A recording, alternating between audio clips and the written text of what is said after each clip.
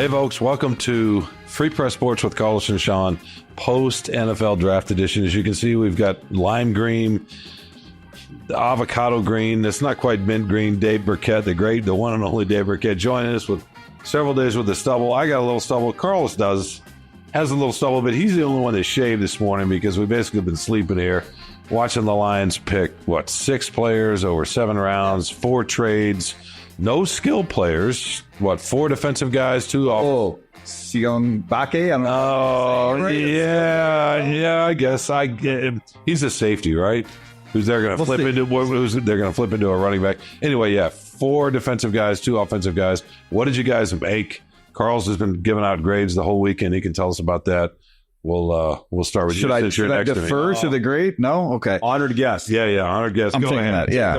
All right. First of all, there's only a few people that can pull off this color. I don't know if I'm one of them or not, but you look great. Yeah, that's what I say. Now look, first of all, this was not an extremely deep draft. I think if you talk to any people around the league, there was a fall off in talent. And so maybe that's a little bit why they did what they did on day 3, where they traded a future draft pick, 2 future draft picks, left them with 1, but they moved up to get a couple developmental guys. I like the first 2 picks. I think they got the best. Well, maybe I would have put Quinyon Mitchell as the best cornerback in the draft, but I thought both of the corners that they drafted were really good fits for them, and they're both really good players who can help. The biggest weakness that they had defensively and specifically in the secondary. So I can't argue with either of the first 2 picks. I know some people would have liked to see maybe a different position, squeezed in there somewhere. But look, you got 2 really good players who are going to help you, who make you a better team. And so I'm not going to fault, Brad Holmes or this organization for what they did. Would I've liked to see maybe a receiver somewhere? I do think they have a little bit of a weakness there, but there are some guys, and my brain's fried right now, so I'm not going to give you any names. I wouldn't be able to do that. But, there's some guys out there that I'm sure they can still add, probably on the Donovan Peoples-Jones sort of track. So, yeah, I like what they did overall. I think ultimately, we'll see how those 2 fourth-round picks develop. Giovanni Manu and Sione Vaki. Again, don't know if I'm saying those names right yet, but look, it's not going to be about those 2 as to what this draft is. It's going to be about those top 2 guys at those 2 guys at top. And then if they hit on either of those lotto tickets, maybe you have something down the road. Yeah, I mean, I agree with you here, and I liked his aggressiveness. He always traded up to find guys, and obviously, he put everything on the table before the draft, right? Saying he would be willing to trade out of the first round, even with it, right downtown with, a few 100,000 people watching and waiting for the Lions pick. So, but it was a glaring need. The cornerback situation is not great. And hopefully this addresses that and makes it better. You wouldn't think it would make it worse. Holmes told us today at the end of the whole thing that, they still got to earn their spot. Well, you're not trading up. You're not giving up a 3rd round pick to move up in the 1st round and not starting Terrion Arnold. I don't see how that happens. But it's a good move. They've gone through a lot of coaches in that position. You and I talked about that a little bit yesterday, and just there needs to be more stability, more consistency, improved play. That could be the difference to me in the NFC title game if they get back there again, being able to plug those holes, stop a team like the 49ers or whoever you may encounter. And now they have to do it. I mean, now you've devoted the resources. Now there really shouldn't be an excuse to have that defense, especially in the back end, improved. No, there's no question. It's funny. I wrote today actually about not just the talent improvement with the Lions, but just overall in the NFC North. And when I was going through some numbers I'd forgotten, I didn't completely forget, but I hadn't thought about this in a while. We were at this game, I think, in Minnesota when Nick Mullins threw for 411 yards and had the ball in his hands with a minute left with a chance to win the game. That's what this draft was about to some degree, right? We're talking, not to disparage Nick Mullins, but hey, Justin Jefferson was pretty great that day. TJ Hawkinson made some plays, but that's the margin we're talking about is not getting torched in that manner. No, I think when you look at the Lions roster right now, it's better than it was a year ago at this time, right? And this was a team that went to, the NFC Championship game, and certainly just having a better roster doesn't mean that you're going to get back or you're going to go one step further, but they have most of their starters back on both sides of the ball. They Probably made a lateral move on the offensive line, kept that thing intact at a very minimum in terms of signing Kevin Zeitler. Defensively, they're better, right? The DJ Reader is a better player up front than Benito Jones was. Linebacking core is essentially the same. They didn't really lose a pass rusher. You let Romeo Okwara, or he retires, but you let Charles Harris walk. You're not losing much there. And then in the secondary, you just hit it. I mean, whether he starts right off the bat or not, Terry and Arnold is an upgrade, and Ennis Rakestraw is an upgrade. Both of those players combined, like that, you have a better secondary right now than you did last year. So I wrote this, I scratched these numbers off here, right? And just, they came in with 7 picks, and obviously they traded the 3rd rounder, which you had to do to go up to get Arnold. But essentially on 5 of the 6 picks they made, they moved up. They moved up. So, in a deep draft, when again, maybe you're not getting a lot of, day one contributors beyond that top 50 or so picks, today you went from 164 to 126 with your first pick, and you went from 201 to 132 with your second, and 205 to 189, 249 to 210. And Carlos, I think to your point, when you go up and get guys, like, it just feels better than when you fall back and let things come to you. And maybe there's some rewards down the road in the future draft picks you acquire, but it always feels better, especially when you're a contender like the Lions are, to go up and make those moves and be aggressive about getting your guys. So here's my question: is what's the biggest deficiency they still have that they did not address in your opinion?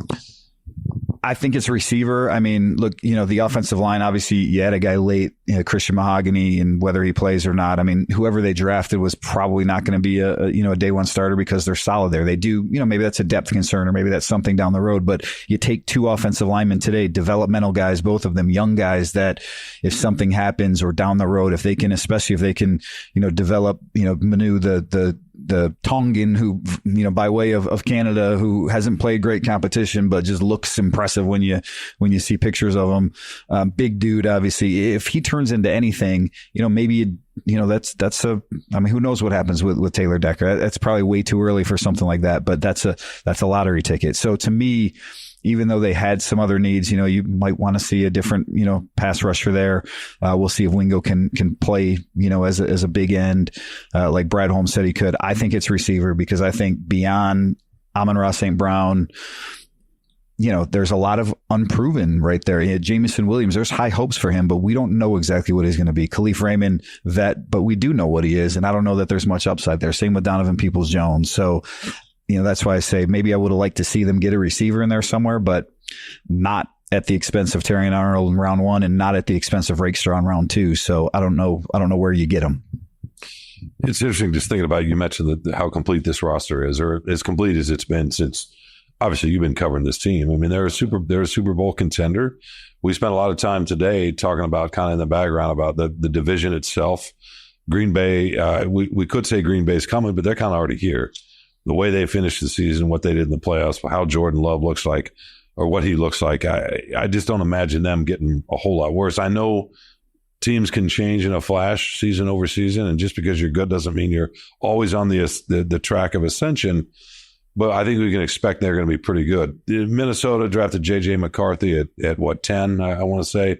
He's probably going to take a while. They also signed Sam Darnold as a free agent, probably at the idea that McCarthy might not be ready to start right away. He didn't throw that much at Michigan. Who knows? But if he hits, yep. I mean, Nick Mullins is causing problems with the weapons that they already have in Minnesota. And then there's Chicago, which is the big one to me. They were feisty last year. They also won 4 of their last 6. That was with Justin Fields. Yeah. They go out and they have DJ Moore. They trade for, I want to say, Keenan Allen, and give up a draft pick. They draft Roma Odunze, one of the best receivers. So that, if Caleb Williams is at all solid, and we've seen rookie quarterbacks lately do it. It's not just, by the way, C.J. Stroud. Brock Purdy got hurt in a title game as a rookie, and he might have been to a Super Bowl. So, but again, Purdy was going to a really, really good roster. How good is Chicago's roster? I don't know, but they're a decent roster. So Williams is stepping into an interesting situation. They're not going to run through the division, I wouldn't think, without some scares. Let's take a break, and we'll be right back with more Free Press Sports with Carlos and Shawn.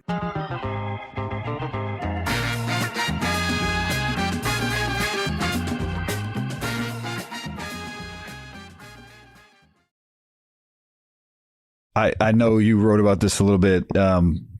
You're right. NFC North is going to be it's going to be a bloodbath, to use Brad Holmes' word about the secondary yesterday and the competition shaping up there. I mean, but the Lions are the best team. They're the most veteran team right now. You know, we talk about windows for some of these teams, right? And that's why I do think it was important that Brad was aggressive, you know, in this draft, just to sort of maximize this opportunity a little bit, because this is the Lions window right now. And you don't know what Jordan Love is going to be, or Caleb Williams is going to be, or JJ McCarthy, but they're all really young. And if any of them turns out to be really, really good, we saw it for 3 decades where the Lions couldn't get over that Hall of Fame hump, where they had to play Brett Favre and Aaron Rodgers twice a year, the Packers with those guys twice a year. And so the Lions don't have that at quarterback. And so they really have to hit on the rest of their draft. They don't. I mean, Jared Goff, look, negative Detroit means Jared Goff is better than those other quarterbacks right now, but he's, you know, Caleb Williams has the upside and the potential. And so that's why we don't know. He could also bust, but you know, the other thing those teams have working for them, and as you show me this time, I know we got to take a little break here, but as the other thing those teams have working for them is when you have that young, cost-controlled quarterback, like, you can build the rest of your roster. You can trade for Montez Sweat like the Bears did last year and pay him, and that immediately upgrades your defense. And so I do think the Lions are in this window of opportunity that they have, and not that it's going away, but there are other teams coming in the NFC North that could really infringe upon that window. We don't have to take a break, but we are going to wrap up. But before we do, I want to get, that's all right. I want to get Carlos's, just your overall thoughts on how this went down and kind of what you expect this fall. Look, I get it. The games comes down to the fourth quarter. You're going to catch a pass or not. You're going to hit the crossbar or not, whatever. But can you put yourself in the position to build on what they did a year ago based on what you just saw the last few days, and then maybe free agency? Yeah, I mean, I'm in the Ben Johnson camp. You guys know that I'm the president of the fan club. So as long as they have him, they have a chance. And the defense just has to get somewhat better. I don't think anyone's expecting this all-star top 5 defense. But they've been near the very bottom in passing yards, all 3 years that this regime's been here. So that needs improvement. I don't know how many more secondary coaches Aaron Glenn can keep firing until, someone starts looking harder at him. But they talk about negative. Wow. Being real. I mean, talk about negative. Jared Goff's going to bust through this window and choke you right now for saying that he's a little bit better than these other guys. He's better than the other right now. The upside's not there. The upside's not there. He is older. Yeah. He's not, what is he? 28? 29. Yeah. Right. Yeah. He's a young old guy. So, I would expect them. I would expect them to, they don't have to improve that much. They're so close right now. You just need the defense to hold together. And the defense did get better last year. I mean, you had improvement. They still need, no team's complete. You're not going to get a premium edge rusher to go opposite Aiden Hutchinson. You're not going to get, the shutdown corner, even though Carlton Davis promises, he's taking away half the field already. But I do expect them to be. Depends which game you watch on that one, though. Yeah, I'm still looking for him to give me a suggestion. But it just depends on, giving yourself a chance to stay there. And with this high-powered offense, I think that, you just need to stay close and being able to hold teams back a little bit, like the 49ers, not letting them run over you in the second half, because it was just horrible to watch. And if they can keep that from happening, there's no reason for them not to get the Super Bowl. I'm going to say one thing before you wrap this up. Maybe I shouldn't admit this. I don't know. But Thursday night, I'm at the draft all day. I get home super late. I wake up early, take my son to school. I'm driving him to school. And, we were talking about the draft a little bit. And I said, Jack, maybe this is a little bit of draft euphoria. I said, I think I might pick the Lions to win the Super Bowl next year. I mean, that's how good their roster is. We talked about it. So again, I'm not locking myself into that, but to what you guys were saying, it's a really, really good roster. It's really complete. They can do this in a draft where you take 2 cornerbacks and then you take a couple developmental guys because, hey, you don't, maybe that 5th round pick is not going to play or not going to make it. So let's go up and get someone we really want. And it's not just the roster. I mean, obviously you have to have the talent, right? And they have the coaching staff. We got the great Ben Johnson, as Carlos also pointed out every time. But they also have something that's a little harder to sort of put your finger on it. And we saw examples of it again today, today, Friday, and even Thursday, as we talk to some of these players, the kind of guys that they bring in, right? How much they love the game, all this. Look, it's all cliche, it's all whatever, but you feel it when you talk to them a little bit. You feel it when you're covering the team during the fall, when you're going into the locker rooms. It's just the the way they connect the human part with the actual skill part, the emotional, psychological part with the skill part and the physical part, it does matter. No, I mean, it really does. Talent's not just, and I think this draft was another example. Just listen to the guys. Just your last quick impressions of listening to these guys. You mentioned the big giant, by way of British Columbia, who spun a great yarn. Yeah. The thing that's going to stand out to me from this draft is Friday night afterwards, Brad is talking about sort of what he's looking for. And someone had asked him about, Rakestraw and his story of getting turned away at a, football camp that he went to, a prospect camp, and how that sort of fueled him. And he said, that's really important to this organization is sort of the adversity that you faced and how you've overcame it, how you've confronted it and survived it. And, it just in my head, it just made me think like maybe he's drafted really well in his first 3 years. Not the best draft every year, but really well overall. And there are not teams that string 1, 2, 3, 4 consecutive drafts together. When you do, that's when you have Super Bowl rosters. And I couldn't help but walking away last night thinking, like, that's the key right there is like maybe when all these teams are looking for what separate, right? Everyone can identify talent and what separates them.